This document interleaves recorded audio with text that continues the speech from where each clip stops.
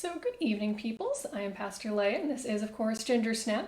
So we're live from our living room in our second installment of our Pride Month Bible study series. I guess this year we did one last year also. So because of a recent anniversary on Saturday, I thought it would be appropriate to talk about marriage and what it is. It's one of those words that gets used often and doesn't as often get defined formally.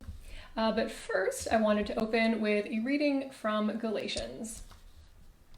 For in Christ Jesus, you are all children of God through faith. As many of you as were baptized into Christ have clothed yourselves with Christ. There is no longer Jew or Greek. There is no longer slave or free. There is no longer male and female. For all of you are one in Christ Jesus. And if you belong to Christ, then you are Abraham's offspring, heirs according to the promise. Galatians 3, verses 26 through 29. So we as a church should probably not be taking it upon ourselves to create a hierarchy of differences. And yet, historically, we've often done exactly that. But the fact that it's more important that we are equal in God's eyes and have more in common than we have differences definitely does not mean that we don't still have different backgrounds and experiences that fundamentally shape how we view the world and how the world views us. So the church has a rather unfortunate history of prioritizing wealthy people over poor people, and men over women, and insiders over outsiders, and white people over literally anybody else, and straight people over LGBTQIA people, and etc. It's not our greatest legacy. So, what is marriage?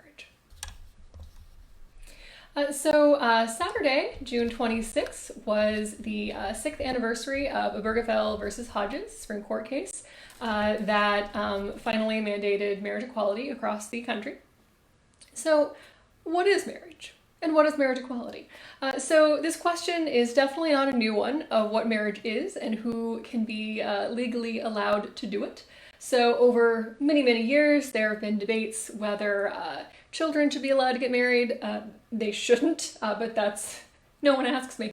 Whether teenagers should be allowed to get married, or cousins, or first cousins, or strangers, or mixed race couples, or mixed faith couples, or same-sex couples, or people who are physically or developmentally disabled, or more than two people, or people who are not virgins, or people who are deceased. That one is so fascinating. Not going to get into that. Or people who cannot bear or father children, or people who have left or divorced a spouse, etc., etc. There are so many arguments over who is and is not allowed to get married, and those arguments often change over the generations. And you probably thought that at least one of those arguments sounded really weird, probably because it was, but that makes it no less of a very real debate, legally or theologically. So, anyway, point being, marriage equality and the right to marriage is not just a question of whether gay people are allowed to get married. It spans a whole lot of prejudices, a whole lot. So, marriage in the early church. In the early church, if you read the letters of Paul, Paul thought very strongly that celibacy was a higher calling than marriage. Paul thought that everybody should be celibate, including married people, because he was convinced that the world was going to end like basically tomorrow or maybe next Thursday. But anyway, very, very soon. So fascinating. And that belief, he chilled out about it a bit over the course of his writings, and his later writings he's much more chill about that. But it kind of spilled over into many centuries of the early church, and there are still church traditions in which celibacy is considered a very high calling. So in the very beginning of the church, there were no rituals for celebrating Christian marriage. If there was some kind of celebration or rite, it was based on a local custom. And if there was a ceremony, it did not take place in a church. If we're at the point in history where there are churches, obviously in the very first bit of history there. We didn't have churches. So the first record of a Christian marriage ceremony, and this is just endlessly fascinating to me. I'm still trying to get over the fact that the first record of celebrating Christmas isn't until 336 AD. But the first record of a Christian marriage ceremony isn't until the 9th century, the year 800 something. It's not until the 9th century that we have any written record of a specifically Christian marriage ceremony. How cool is that? So we've barely been doing this for like 1,000 years. So in the medieval Renaissance church-ish, kind of fudging my eras here, as people start to move more into cities and start to be more concerned with keeping written records and having organized legal systems, marriages become legal contracts. And of course, to have a legal contract, you need to have a legal document. And a legal document has to be written. And not everybody could do that whole, writing thing. And it might be the case that the only literate person in your town would be the priest, which is how priests came to be involved in officiating marriage ceremonies. Well, officiating the signing a piece of paper, anyway. So the legal contract of marriage was solemnized outside the church doors, not inside the church, outside the church doors, like outside. This is so interesting. So until the 12th century, it's considered optional to have a priest's blessing. So we've only done the whole Christian marriage ceremony thing for about 1,100 years, and for the first 300 of those years, it was optional to have a priest involved. So different from how we think of weddings today. So in 1547, which was less than 600 years ago, the Catholic Church named marriage as one of the sacraments. Catholics have 7: baptism, confirmation, communion, confession, ordination, marriage, and last rites, or extreme unction. I am not Catholic. I have never been Catholic. I am Protestant, and in the Protestant tradition, we have exactly 2 sacraments, baptism and communion. Like confirmation and confession and ordination and marriage and final blessings are cool and all, and they're important, but we don't name them as sacraments in our tradition. Only in 1547 was it named a sacrament, though. So as a very fun history fact, this one is legitimately fun. Puritans, American Puritans, in the 16th, 17th-ish centuries, and here I am with my history degree-ish. Anyway, so Puritans very much encouraged premarital sex because they wanted to be certain that a woman could get pregnant, because they believed that the number of children one had was directly proportional to how much God loved you. This is a rather problematic belief, but it's a fun fact. God's love is not... Anyway. Less problematic, fun history fact, Puritans openly recognized the importance of mutually satisfying sex within a marriage, so good for them. And Puritans were married in private homes, not churches. So there's some fun facts. So in the PSUSA, the Presbyterian Church of the United States of America, in 1993, the second most recent version of our Book of Common Worship, which was replaced three years ago, I think. I was very excited to get a new one. So in the previous edition, there was this statement on the purpose of marriage that is read at weddings, and it names God 9 times. It says man, male, or husband 6 times.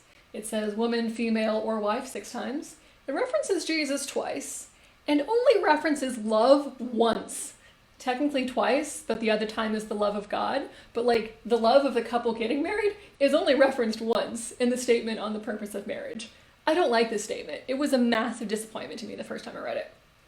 And there is nothing in the purpose of statement on the purpose of marriage. There's nothing in there about respecting or promising or supporting. Yeah, there is a bit about children, but nothing about respect. it's not the greatest piece of writing, in my opinion. So in 2014, the PCUSA allowed pastors to preside over any legal marriage, and at that point, that was a mixed bag depending on where you were, and a church, if I were to preside over a wedding in the church, it would need to be approved by session. If I were presiding over, well, okay then, a wedding that were somewhere else in a library or hotel or park or whatever, I don't necessarily have to get session approval. So session still has to approve it, but I could preside over any marriage that was legal in the state where I was serving, which would not have included Michigan in 2014 if they were lesbians anyway. So in 2018, we got the new Book of Common Worship, and I was super excited, doing a little dance on my desk as I opened this box and flipped through, and the first thing that I flipped to in this book, because I was excited to read the new statement, was the new order of service for weddings. So here is an excerpt from the new order of service for weddings. We gather to celebrate the marriage of name and name, to witness their vows, pledge our support, and seek God's blessings upon them. From the beginning, God created us for relationship. Those who marry are called to a new way of life, marked by grace, fidelity, and mutual respect, as they bear one another's burdens and share one another's joys. It's a very nice statement, and it talks about respecting, promising, and supporting. What a concept. I would like to think that those three verbs would be very present in a marriage, but I am an unmarried woman with a cat, so what do I know? And the statement is personalized rather than gendered, because it's about two people, not just because of what gender they identify with. So, marriage in the law, at least in the US. So marriage confers 1,138 rights upon getting married. 1,138 rights. They include health insurance, MISC tax benefits, the transfer of Social Security or disability or Medicare or veterans benefits, the ability to make legal or medical decisions, access to leave benefits like family leave, inheritance rights even without a will, immigration and residency benefits, family rights on insurance, legal rights in terms of stepchildren, easier adoption process, etc., etc. Some of those 1,138 rights you can fill out separate legal documents to have. So I have legally designated one of my brothers to make medical decisions for me if I'm incapacitated. Otherwise, I think the default is to a parent for an unmarried person. So some of those things, I mean, if you write out a formal will, etc., that's established, but if you are married, then 1,138 rights. And the legal assumption is that your spouse is the one making medical decisions, taking on your Social Security benefits if you die, etc., etc. So here are some fun history facts about marriage in the state of Michigan, from which Gingersnap and I are live streaming. So we ended laws against mixed race marriages before 1887, which was pretty early in the scheme of things. Still a bit disappointing that we as humans decided that we needed to have laws against mixed race marriages, but anyway, we did get rid of them before 1887, so good for us. It took until 1967 for some parts of the country, so 1887 was early. But we legally opposed same-sex marriage until marriage equality was mandated by the Supreme Court 6 years ago on Saturday. Oh, this is my commemorative shirt for that event. Love Wins 2015. And it says 2015 on my shirt, I've just realized, and I had written down 7 years ago, at least twice in these notes until, anyway, I can do math. I can totally do math. So because same-sex marriage was rolled out over the course of 11 years, we could watch some trends happening in real time. And sociologically, this is so interesting that we could do that. So states that legalized same-sex marriage saw a 14% decrease in the suicide attempts of LGBT youth. a 14% decrease just by legalizing same-sex marriage. So last week we went through a number of depressing statistics. It was nice to have a soft cat to pet during them because they're freaking depressing. So among last week's depressing statistics was the fact that 29% of LGBT youth will attempt suicide in a given year, compared to 6% of straight youths. So a 14% decrease in those suicide attempts is a big freaking deal. So, I'm gonna get a bit snarky now. This is one of my favorite internet memes. There's this guy in the History Channel, Ancient Aliens is the show, and his thing is that like all these ancient things were done by aliens. Anyway, it's a very clever meme. Those who understand internet memes might find this funny. I find it funny. Anyway, so are babies the primary purpose of marriage? This is the thing that I often hear and often heard in 2008 when I was campaigning against Prop 8 in California, which ended marriage equality in that state. And I also often heard, but why do they have to call it marriage? Why can't they call it something else? Because without the legal terminology of marriage, you don't get the 1,138 rights. That's why. So are babies the primary purpose for marriage? The short answer is no, no, it's not. But if it were, then childless marriages would not be valid if babies were the reason for marriage. I would find that deeply problematic. The marriages of older couples would no longer be valid. Same-sex marriages obviously would not be valid. A woman's fertility would be inherently tied to her worth in society and her value as a partner. Problematic. The relationships of people who choose not to be parents or who are unable to become parents are inferior to the relationships of people who do procreate. Again, problematic. And that could be a very slippery slope to the idea that infertility is a sin, which, oh boy, so problematic. Don't get me started. So I also often hear, and I have personal beef with this, but I often hear that kids need to be raised by both a mom and a dad.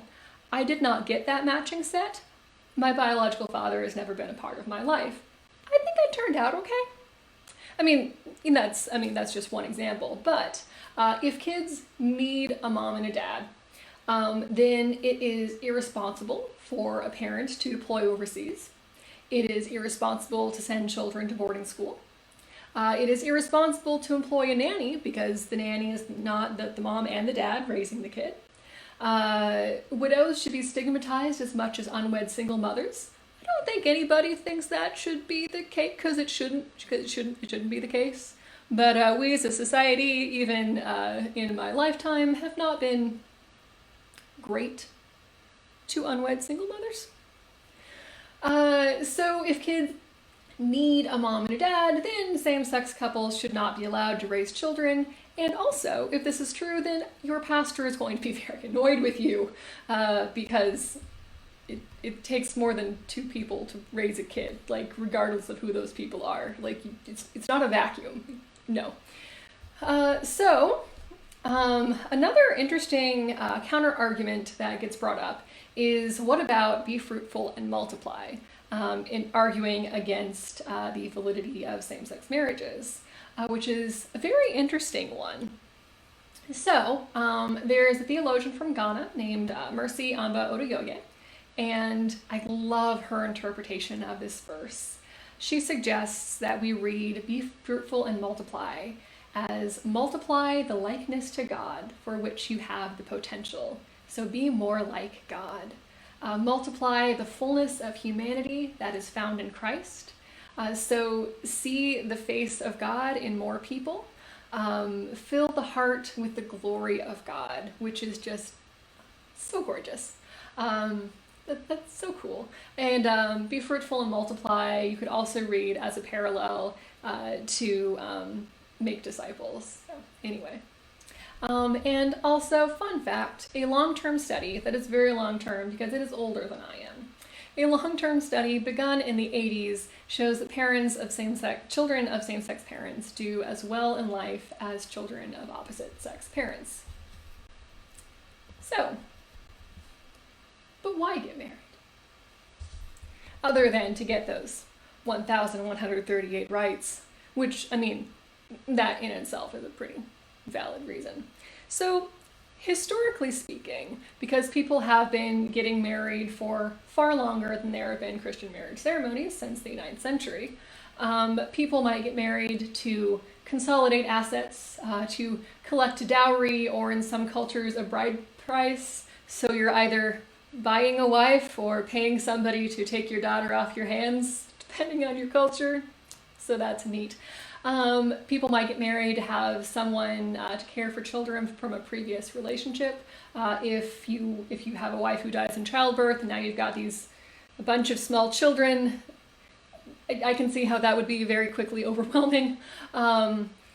People might get married to have someone take care of a household, to enter a higher social class, to broker peace between families or tribes or countries, for political alliances, for the acquisition of goats, to have an additional worker for a family business, or of course in the theme of Monty Python, because she's got huge tracts of land. I'm pausing as you all laugh. Yep. So in the modern era, people might get married to avoid being alone. I'm always struck by a line in a Taylor Swift song, "Marry me, Julia, you'll never have to be alone." And I think it's very sad that that would be a reason to get married. I mean, living alone, the loneliness is real, but I don't know if that's a reason in and of itself to get... Anyway, oh, excuse me. How lonely can I be? I have a cat who steals things and is good company. Yes, you're a good cat. Perhaps because your parents really, really like the guy. Well, my grandmother got married the first time. Because you accidentally got pregnant. Definitely know a handful of those people. To have sex without feeling guilty because you couldn't otherwise afford health insurance. I definitely know people who got married for that reason. To improve your public image, which is a total trope in romance novels. To get a green card because it's a social expectation. That's a pretty heavy one, especially in the 20th century. And of course, because until 1974, which was only 14 years before I was born, so that's very recent, a woman couldn't get a credit card without a man's permission. And that is just one example of rather major cultural biases against single people in general, and single women in particular. We didn't really have great options offered to us. So my very favorite poem for the past 10 years, I came across in a book that was assigned in a college class, as one does. It's called Choosing by Mary C. Dunlap. I just wanted to read like 2 little pieces of it. So it was written as a footnote to a legal document by a lesbian attorney in the 1991. Yeah, 1991. And it's this great reflection on how throughout her life she had all of these young girls as friends who were bright and diverse and had all of these dreams. But then as they grew up, all of their dreams faded into the same color as they all felt the same pressure to get married. Or rather, as they fell into pressure to fall into the basic whirlpool drowning tragedy that anyone should ever have to wait for, that anyone should ever choose to look to another for her own, for his own, boundless, immutable, miraculous personal worth. And then later she says, "The dreadful institution of marriage that has broken all those children's souls, the idea that invalidates women, that corrupts female identity into a product for men to buy." There's also a section of the poem where she talks about her father's funeral, and her mother pulls her aside and says, "I was nothing until I married your father." And then her mother repeats that, and she's just so brokenhearted to imagine the idea of her mother not existing before the moment of her marriage. Because historically speaking, and I hope that this is not the case in most modern marriages, and probably isn't, But historically speaking, a woman's identity has become her marriage, and her name has become her marriage, and her vocation has become her marriage, and she's become her husband's property for much of history. I don't like to think of myself as property. I mean, I definitely don't belong to my biological father. If I did, he'd have bothered to acknowledge my existence more than a handful of times in the past 32 years. But anyway, so when we ask the question, why get married? Or at any rate, when Mary C. Dunlap asks this question, she's acknowledging that marriage is an institution that throughout all of history has really hurt a significant percentage of the population, half of it. And so the question is not, do we have the ability to get married, but do we want to buy into this notion that has hurt people? And maybe in the process of being allowed to, should we change what it means and how we treat it and how we treat each other? Because, respecting each other would be nice. So here are a few arguably better reasons to get married, I would hope. And again, I am an unmarried woman living alone with a cat, so what do I know? But I would think the good reasons to get married would be to have a companion for life's ups and downs, to be held accountable to your word and to your personal growth, to grow old together, to achieve goals together, to formally and publicly profess your choice of partner, to celebrate the formation of a new unit within a strong community that will support it, because romantic love is one of many ways to more fully experience the love that God has for all creation, and you want your choice to be blessed. So I definitely went off about marriage in our previous series on the Ten Commandments, when I went off about adultery and what marriage vows mean and do not mean. But anyway, so marriage has been a pretty lively debate for the majority of my adult life, perhaps yours as well, for various different reasons. And so anyway, I thought it was very interesting personally to look into some of the history of how that's changed and how it's been considered. For most of my contemporaries, the idea of marriage not having any specifically Christian element is so not what we tend to do, at least in my circles. But it's just so interesting that it took the church a significant chunk of time to embrace marriage ceremonies as being part of our specifically Christian traditions and not just as local customs. So anyway, marriage means an awful lot to an awful lot of people, and I hope that what that means is mostly good things for most people. I would hope. But anyway, I think it's important to talk about what we mean when we use words and how those words and traditions have changed over time.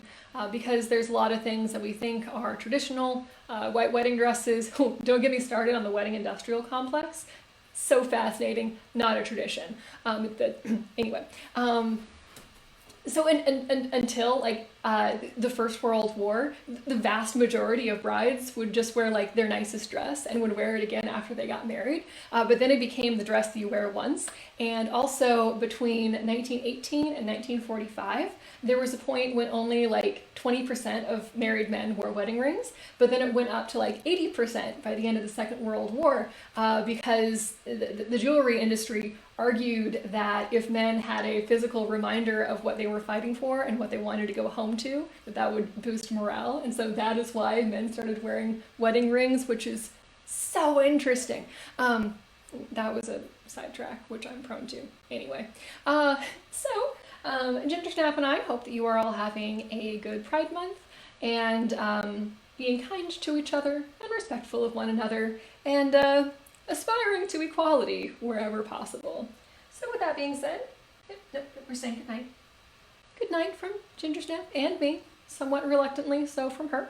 We hope to see some of you tomorrow night for our Wednesday evening prayer, then for our Thursday fellowship gathering over Zoom, and of course on Sunday morning. So in the meanwhile, good night until we see you again.